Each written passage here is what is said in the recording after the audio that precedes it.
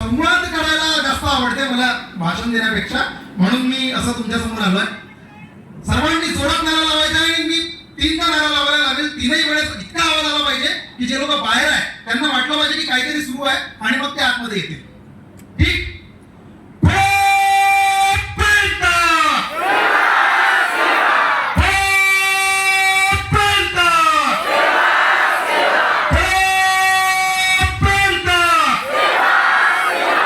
सेवा सेवा. तर या कार्यक्रमाला उपस्थित असलेले जे उद्घाटक आहेत ते मगाशीपासून मराठी ऐकत आहेत, पण त्यांना मराठी समजणार नाही कारण ते आपल्या महाराष्ट्रातले नाही आहेत. आणि म्हणून दादा मैं आपके लिए करके यहाँ पर अभी हिंदी में बात करूंगा. आपल्या सर्वांना चालेल ना हिंदी?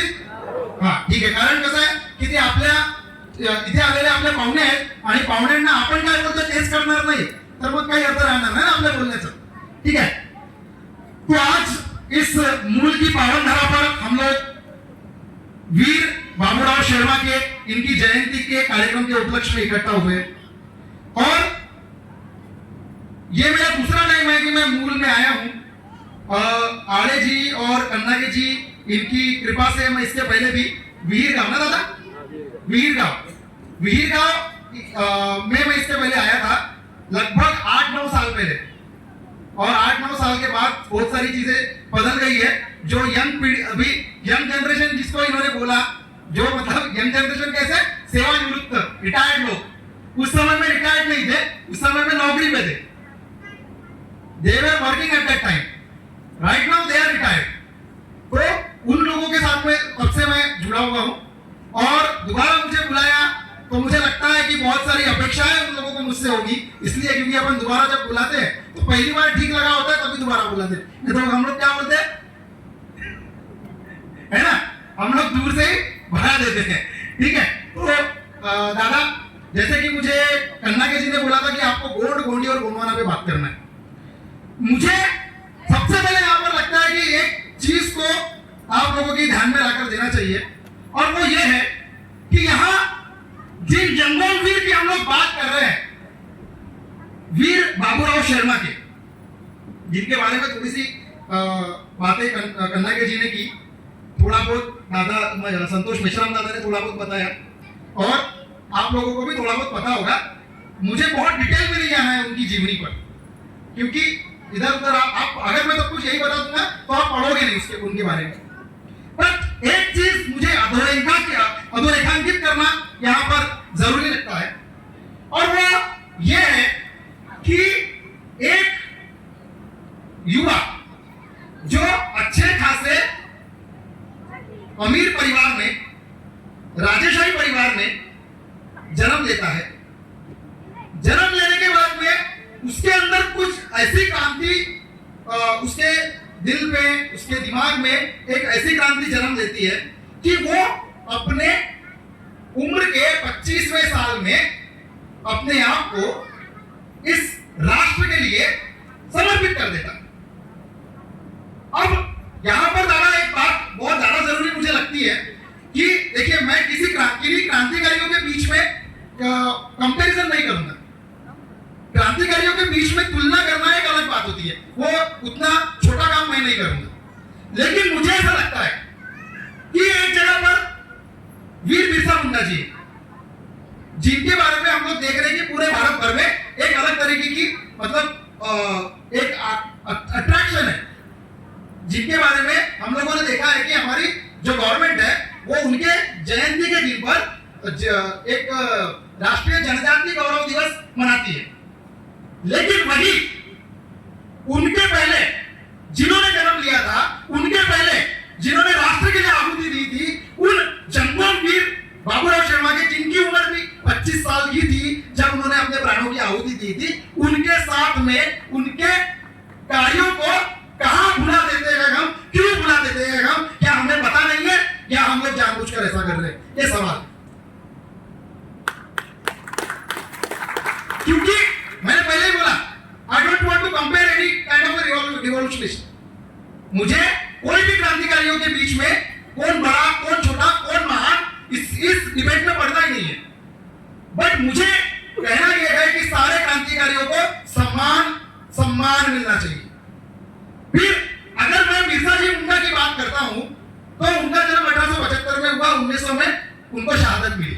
लेकिन 1857 की क्रांति जिसके ऊपर में हम लोग देखते हैं कि इस देश में जब हम लोग इतिहास पढ़ते हैं, यहाँ बैठे हुए जो भाई है सारे, इनमें मुझे युवाओं की संख्या जरा कम लग रही है। युवाओं को यहाँ पर ज्यादा संख्या में होना बहुत ज्यादा जरूरी है। वो इसलिए क्योंकि अभी मैं जो जनरेशन अपनी बुढ़ापे की तरफ में बढ़ रही है उनको ये सब चीजें बताऊंगा तो उसका ज्यादा इफेक्ट नहीं पड़ेगा। इफेक्ट उन लोगों को बताने के ऊपर पड़ेगा जब वो लोग जो हमारे संस्कृति को, हमारे पुनः व्यवस्था को एक हम लोग बोलेंगे कि पुरातन या आउटडेटेड टाइप की चीज समझते हैं। आउटडेटेड टाइप की चीज मतलब क्या कि ये कुछ तो भी पुराना टाइप का चीज है, हमको इन सब में नहीं पड़ता है। क्योंकि हम क्या करते हैं तो हम देखते हैं कि चमक धमक वाली जो चीजें है उसको हम लोग ज्यादा अट्रैक्ट करते हैं। तो हम लोग देखते हैं कि हमारे जो युवा है उन युवाओं का जो ध्यान है वो मोस्टली कुछ और करने की तरफ में ज्यादा जा रहा है, सिवाय इन सब चीजों के जो हम लोग यहाँ भी कर रहे हैं या जिन विषयों पर हम लोग बात करने वाले हैं। तो बात यह है कि जब हम इतिहास शुरू करते हैं इस देश के स्वतंत्रता संग्राम के बारे में पढ़ने की जब हम लोग शुरुआत करते हैं तब हम देखते हैं कि वो लड़ाई, वो स्वतंत्रता संग्राम 1857 से शुरू किया जाता है। लेकिन मैं ये समझता हूं कि सिद्धू और कानू इनके लड़ाई को क्या हम स्वतंत्रता संग्राम, स्वाधीनता संग्राम नहीं मानते? नहीं मानेंगे। अगर आपको नहीं पता है तो बात अलग है, और आपको पता है बावजूद इसके जानबूझकर हमारे ट्राइबल्स का इतिहास भुलाकर, इतिहास मिटाकर एक नया इतिहास लिखने की, हमारे दिमाग में फिट करने की कोशिश जानबूझकर की जा रही है। और उस षड्यंत्र में हम लोग हमारे लोगों को भी फंसाते चल रहे हैं और हम लोग भी फंसते जा रहे हैं। आप लोगों को ये बात कितनी सही लगती है वो नहीं पता, ये आपका वैयक्तिक मत हो सकता है। आपको मेरी बात से आप मतलब सहमत हुए ना? पर सोचिए ना कि सिद्धू और कानू वो लोग भी लड़े, संथाल विद्रोह, उनका कोई ऐसा डिटेल्ड कुछ पढ़ने को नहीं मिलता। उसके बाद में 1857 की लड़ाई के बारे में अगर मैं बात करूं तो वहां पर मैं बहुत सारे अलग अलग लोगों के बारे में मैं पढ़ता हूं और उसमें एक चीज बहुत इंपॉर्टेंट तरीके से दिखाई जाती है। मैं फिर बोल रहा हूं कि मैं क्रांतिकारियों में किसी प्रकार का कंपैरिजन करके उसमें जबरदस्ती एक अलग तरीके की बहस नहीं छेड़ना चाहता। लेकिन जब हम लोग 1857 का उस 1857 की जो लड़ाई है उस लड़ाई का एक स्टार्टिंग पॉइंट जिसको पढ़ते आ रहे हैं कि ये स्टार्टिंग पॉइंट है, उसमें ये बोला गया कि हिंदुओं को गाय का चमड़ा लगाया हुआ वो जो बंदूक है वो बंदूक दी गई थी जिसको दांत से खींचा जाता था, बराबर ना? और उसके ऊपर में जो चमड़ा लगा हुआ था वो गाय का था, और गाय का चमड़ा लगा करके हिंदू भड़क गए। और मुस्लिम सैनिक जो थे उनको यह बताया गया कि उसके ऊपर में सुअर का चमड़ा लगा हुआ, और इसलिए सुअर का चमड़ा लगा हुआ वो बंदूक दांत से खींचना है, इसलिए धर्म के नाम पे ये लोग भड़क गए। अब मुझे ये बोलना है कि वो हिंदू जो अपना धर्म भ्रष्ट होगा करके भड़क रहा है, या वो मुस्लिम जो अपना धर्म भ्रष्ट हो रहा है करके भड़क रहा है क्या, और वो लोग ब्रिटिश सेना में सैनिक की तरह काम कर रहे हैं, क्या मैं उन लोगों को स्वतंत्रता सेनानी मानूं? फिर मंगलराव पांडे को हम कैसे स्वतंत्रता सेनानी मानेंगे सर? बताइए कैसे मानेंगे? वो अगर सही में स्वतंत्रता सेनानी थे तो ब्रिटिश हुकूमत की यूनिफॉर्म पहनकर ब्रिटिशों की जो नौकरी है वो क्यों करते? क्वेश्चन मार्क सोचना आप लोगों को। मैं फिर बोल रहा हूं, I am not going into the any kind of A comparison. मैं कंपेयर नहीं कर रहा हूं, सोचना आपको सवाल उपस्थित कर रहा हूं, आप लोग सोचिए, ठीक है? और दूसरी इंपॉर्टेंट बात, इन सब में जब बात आती है ट्राइबल वीरों के बारे में, बाबूराव शर्मा के 25वीं साल में अपनी शहादत देते हैं, उस व्यक्ति के बारे में एक लाइन नहीं लिखी जाती, तब दर्द होता है।